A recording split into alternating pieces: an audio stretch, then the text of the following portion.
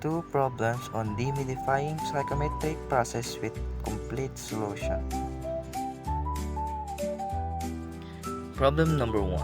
Air at 30-degree dry bulb temperature and 80% relative humidity is cooled to 20-degree dry bulb temperature and 50% relative humidity. The mass flow rate of air is 1.5 kg per second. Find the amount of moisture removed and cooling load required. The solution.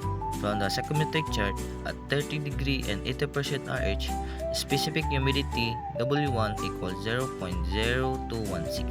At 20 degree and 50% RH, specific humidity W2 equals 0.0072. And the formula MA times W1 minus W2.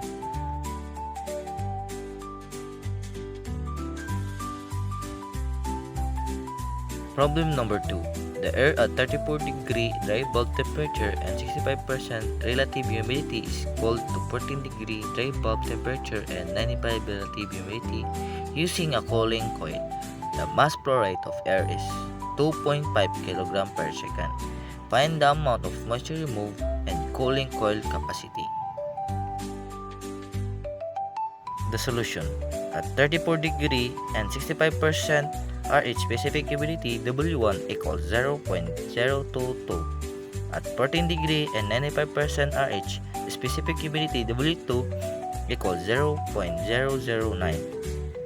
And the formula MA times W1 minus W2.